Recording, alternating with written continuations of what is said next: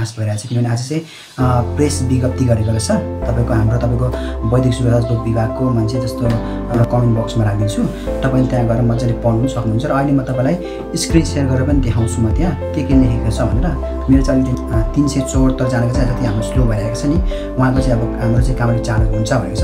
अर्को कुरा good news मैले भने गुड न्युज चाहिँ के छ भन्दाखेरि चाहिँ तपाईँको कृषि क्षेत्रमा पनि नादैछ भनेर के कृषि तथा पशुपालनमा पनि नादैछ भनेर जस्तो अब त्यो सिप मुलुक भनेको छ नि त अहिले त्यहाँ तपाईँको प्रेस विज्ञप्तिमा तपाईँले मजाले पढ्न सक्नुहुन्छ होइन। यसअघि छनौट प्रक्रिया पुरा भई प्रस्थानको परीक्षामा रहेका केयर गिभर प्रस्थानका लागि शीघ्र प्रदान गर्न रोजगारीको बढुवा दिने गरी कार्य अघि बढाउने सम्बन्धमा समेत छलफल भयो।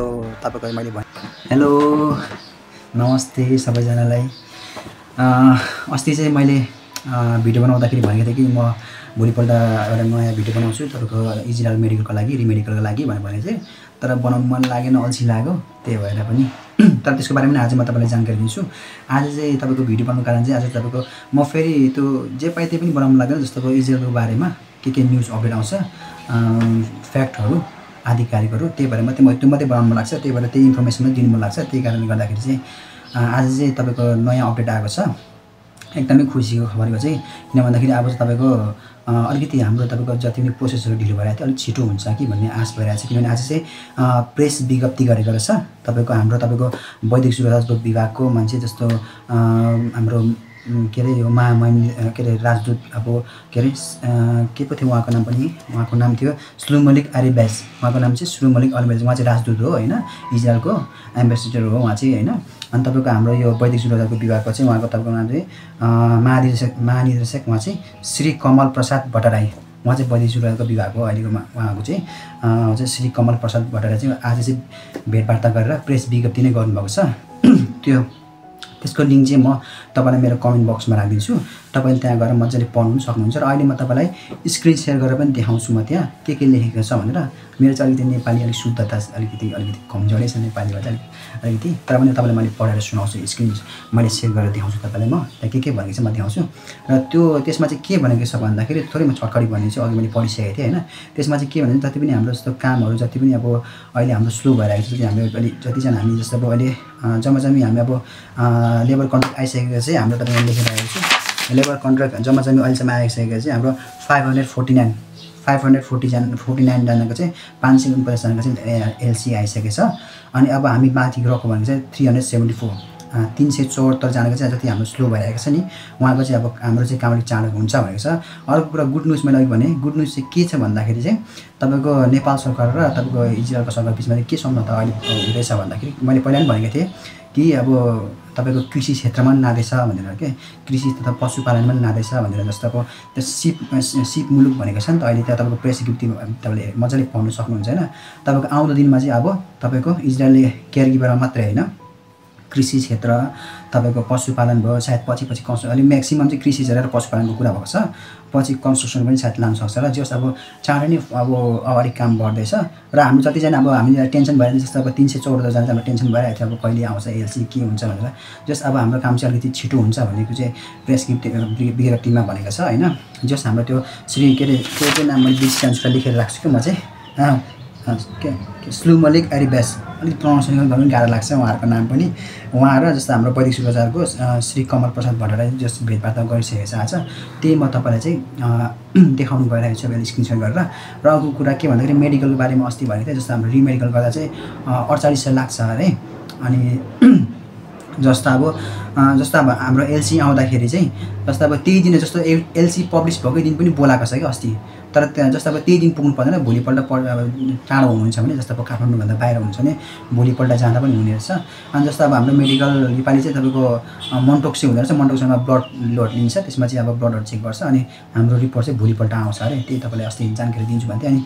अनि मेरो इजरायलमा भएको दिदीले अरू भिडियो पनि पठाउनु भएको थियो यहाँ त्यो उहाँहरूको जस्तो काम गर्ने ठाउँहरू हल्का के ब्रिफिङ गरेर पठाउनु भएको त्यो मैले अपलोड गर्छु भने चाहिँ अल्छी लागेर गरेको थिइनँ अनि तर अब कुनै दिन गर्छु होला गर्नु पनि लाग्दैन जे पाएँ त्यही भएर चाहिँ अलिक खुसी खबर चाहिँ त्यही हो अब कामहरू प्रोसेस छिटो बढ्छ अरे त्यही आधिकारिक हो अहिले चाहिँ। अनि तपाईँको अहिले चाहिँ न्यू सेक्टरमा पनि तपाईँको अहिले फर्म खुल्ने तयारी भइरहेको छ अब प्रोसेसिङ हुँदैछ होला जस अब हाम्रो वैदेशिक रोजगारको व्यक्तिसँग र यता राजनीतिसँग कुरा भइसकेको छ अब तर कहिले हुन्छ त थाहा छैन तर तपाईँलाई चाहिँ अहिलेको नयाँ अपडेट चाहिँ तपाईँको म स्क्रिन सेयर गरेर देखाउँछु ल के अपडेट भएको छ के भनेको छ भनेर।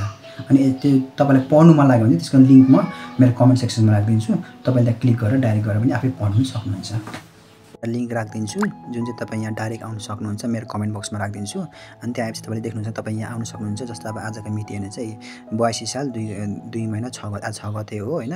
आजको चाहिँ यहाँ प्रेस विज्ञप्ति यहाँ छ, अघि मैले जुन तपाईँले भने नि जानकारी, यहाँ क्लिक गर्नु होला। यहाँ क्लिक यस्तो खोल्छ, यहाँ क्लिक गरेपछि तपाईँको यहाँ अलरेडी ओपन गरेर हुन्छ। मैले अघि डाउनलोड गरिसकेको छु, तपाईँ यहाँ डाउनलोड गर्नु होला, पढ्नु होला। मैले चाहिँ अघि तपाईँको डाउनलोड गरेको कारणले गर्दा चाहिँ मैले डाउनलोड गरिनँ। अनि यहाँ चाहिँ के भनेको छ भने जस्तो मेरो अलिकति शुद्ध नेपाली नहुनसक्छ, तपाईँ अब आफै डाउनलोड गरेर पढ्नु होला, अथवा यहाँमा थोरै म जानकारी बुझाउने कोसिस गर्छु तपाईँलाई। के चाहिँ भनेको छ जस्तो वैदेशिक रोजगार विभाग होइन, प्रेस विज्ञप्ति होइन। जस्तो अब यहाँ चाहिँ आज मिति 2082 जेठ 6 गते होइन। तदअनुसार होइन इस्री भनेको यो इङ्ग्लिस डेटमा चाहिँ 2025 मे 20 आज 20 तारिकको दिन वैदेशिक रोजगार विभाग महानिर्देशक श्री कमल प्रसाद भट्टराई भने नि अघि भने हाम्रो महानिर्देशक कमल प्रसाद भट्टराई र इजरायलका महामहिम राजदूत यो चाहिँ एम्बेसेडर हो यो श्री सुमलिक एरिब्यास बीच के सौहार्दपूर्ण वार्तालाप भयो भनेको तपाईँको आज चाहिँ मिटिङ भएको थियो होइन उहाँहरूको होइन। वार्तामा नेपालीहरूको लागि इजरायल आकर्षक रोजगारको गन्तव्य स्थल रहेकोले थप रोजगारीका क्षेत्र पहिचान गर्दै सोलाई कानुनी रूपमा अघि बढाउन साथै यसअघि छनौट प्रक्रिया पूरा भई प्रस्थानको परीक्षामा रहेका केयरगिभर प्रस्थानका लागि शीघ्र प्रदान गर्ने विभाग सक्रियतापूर्ण अघि बढ्ने लगायत द्विपक्षीय हितका विषयमा छलफल भयो। यहाँ देख्नुभयो नि जस्तो भाइ तपाईँको रोजगारी क्षेत्रमा पहिचान गर्दै भनेको तपाईँको अरू क्षेत्रमा पनि यहाँ यसरी अब के खुलाउँछ थाहा छैन, फिक्स छैन अब होइन। तपाईँको अब कृषिमा खुलाउँछ कि होइन, पशुपालन त अब चाँडै नै खुलाउने कुरा छ। र हामी जस्तो अब के अरे पर्खाइमा रहेको भनेको छ नि, जस्तो हाम्रो यो जति पनि रहेको छौँ हामी उहाँहरूलाई हामी चाहिँ शीघ्र नै चाँडै नै अब हाम्रो काम अगाडि बढ्ने, लेबर कन्ट्र्याक्ट आउने, भिजाको लागि प्रोसेस गर्ने भनिएको छ यहाँ चाहिँ नि। हाल इजरायल नेपाली श्रमिक लागि प्राप्त भइरहेको रोजगारीको अवसर अतिरिक्त द्विपक्षीय आवश्यकता आधारमा रोजगारीका थप क्षेत्र पहिचान गरी रोजगारीका दायरा अभिवृद्धिका लागि आवश्यक सम्बन्ध सहकार्य र यो के मैले बुझिनँ साक्षर आदान प्रदान गरी बढीभन्दा बढी सुरक्षित सिपयुक्त र उच्च आयुक्त रोजगारीको बढुवा दिने गरी कार्य अघि बढाउने सम्बन्धमा समेत छलफल भयो। तपाईँको मैले भने नि अघि जति पनि इजरायलका श्रमिक लागि भइरहेको रोजगार यो अभिवृद्धि द्विपक्षीय रोजगार र थप क्षेत्रमा अरू क्षेत्रमा पनि तर यो फिक्स भएको छैन। अब तर जस अस्ति चाहिँ कृषि त पशुपालनको मन्त्रीसँग भेट भएको थियो। मेरो विचारमा अहिले कृषि र पशुपालनकोमा चाहिँ प्रायः अहिले प्रायोरिटी दिन्छ जस्तो लागिरहेछ। अनि भविष्यमा श्रम रोजगार नवीन र सुरक्षाका दृष्टिकोण समेत उचित मानिएका क्षेत्रमा नीतिगत व्यवस्था गरी रोजगारका व्यवस्था गरी रोजगार अवसर सिर्जना गर्दै इजरायल रोजगार गर्ने जान चाहने नेपाली नागरिकहरूको लागि प्रस्थान प्रक्रियालाई थप सुव्यवस्थित र पारदर्शी बनाउने विषयमा समेत छलफल भएको छ हैन। सो छलफल कार्यक्रम विभाग उपमहानिर्देशक चन्द्रबहादुर शिवकोटी र निर्देशक गिरिराज जुग्गाली समेत सहभागी गरिएका थिए। यो गिरिराज गुवाली सर चाहिँ हाम्रो तपाईँको इजरायलको जति पनि प्रोसेसहरू नेपालबाट काम गराउनुहुन्छ नि उहाँले हेर्नुहुन्छ इजरायलको के अरे यो डिपार्ट चाहिँ उहाँ चाहिँ हो। उहाँसँग चाहिँ तपाईँको हाम्रो ट्रेनिङ पनि भएको थियो। के भन्छ मिटिङ चाहिँ आजको यो सबै जस यो चाहिँ एकदमै गुड न्युज हो सबैको लागि। यसको म लिङ्क राखिदिन्छु, तपाईँले मजाले पढ्नु पनि सक्नुहुन्छ। अब